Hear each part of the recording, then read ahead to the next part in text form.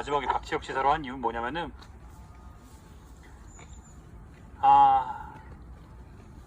되게 미안해요. 저는 박지혁 지사가.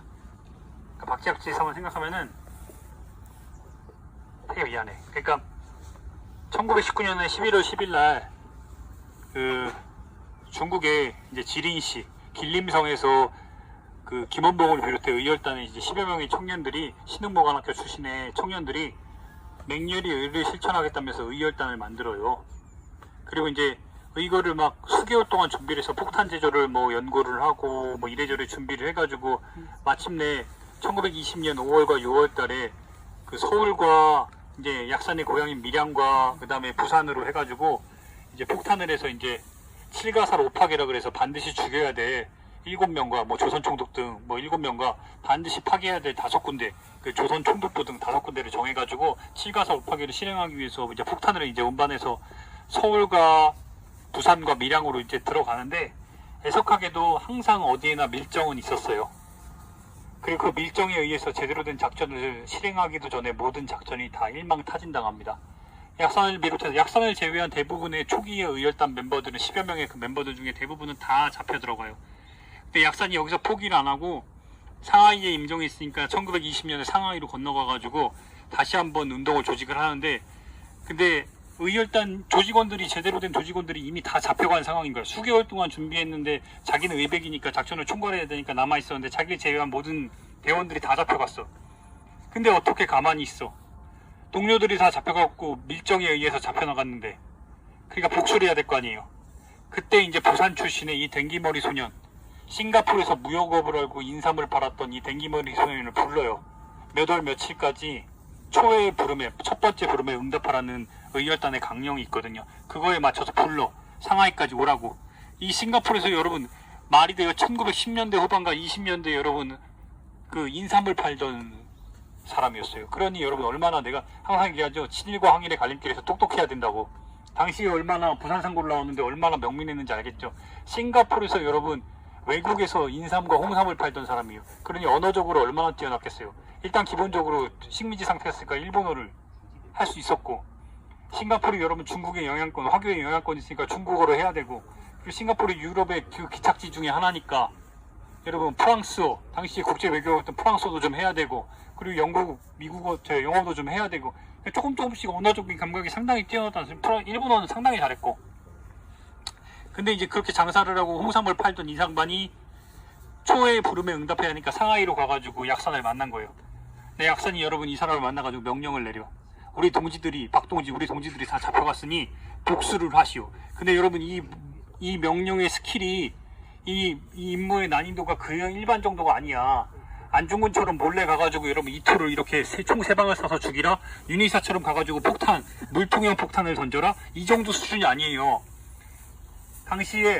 당시에 그 부산경찰서장이, 자기 고향이 부산이니까 부산경찰서장에게 가가지고 부산경찰서장을 죽이되 어떻게 죽이라 그래? 그 부산경찰서장을 만나서 네가 죽어야 될 이유를 알리고 나서 죽이라 그래요.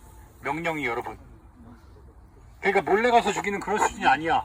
부산경찰서를 타격을 해야 되는데 부산경찰서에서 자기의 지사들, 여러 의열단 대원들이 다 잡혀갔으니까 이를 알리고 나서, 네가 죽어야 될 이유를 알리고 나서 죽이라고 하는 거예요. 근데 내가 항상 얘기하죠. 지사들이 똑똑해야 된다고. 여러분 물건을 팔려면은 어떻게 해야 돼요? 사람들의 니즈가 있어야 되는 거 알아야 될 거 아니에요. 여러분 싱가포르에서 홍삼이 잘 팔렸던 이유는 당시에 1920년대까지도 중국이 여러분 뭐에 항상 휘청휘청거렸어요. 중국이 망한 이유가 결정적인 게 뭐예요? 아편이에요. 근데 아편에 여러분 특효약으로 알려진 게 뭐예요? 홍삼이에요. 그러니까 홍삼 장사를 여러분 거기까지 가가지고 한 거예요. 그러니 얼마나 여러분 고객의 니즈가 있으니 물건 팔러 가는 거야. 근데 자기의 여러분 목표는 뭐예요? 부산경찰서장이야. 하시모토라는 부산경찰서장이야. 그러니 이 고객의 니즈에 맞춰가지고 어때요? 폭탄을 준비하고 총을 준비해야 될 거 아니야. 야, 하시모토가 뭘 좋아하는지, 일단 하시모토를 만나야 죽일 거 아니에요. 그러니까 하시모토가 뭘 좋아하는지 알아야 될 거 아니야. 근데 정보망을 굴렸지. 물건을 팔아야 되니까, 목표를 이뤄야 되니까. 그래서 하시모토가 여러분 좋아하는 게 뭐라고 한 거야?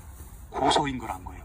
그래서 그 고소를 상하이에 있는 고소상을 불러가지고 자기의 홍삼을 팔아서 고소를 구해서 일본 나가사키와 대마도를 거쳐가지고 부산으로 1920년 9월 달에 마침내 가는 거예요.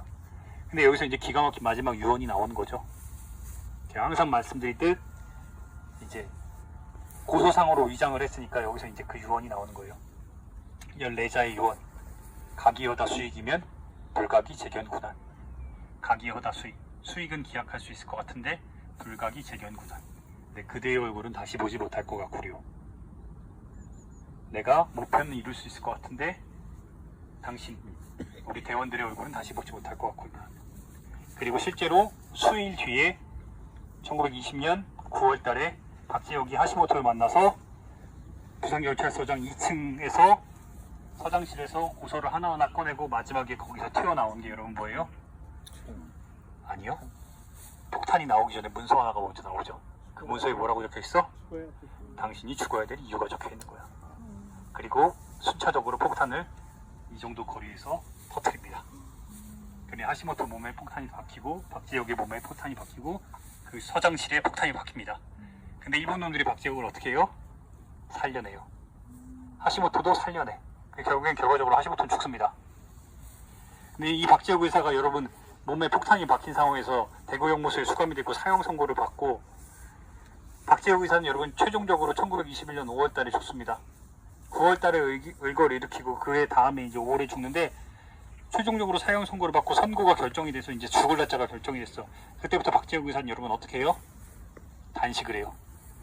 외놈 손에 죽을 데 없으면서 9일 동안 단식을 해가지고 스스로 목숨을 끊는 거예요.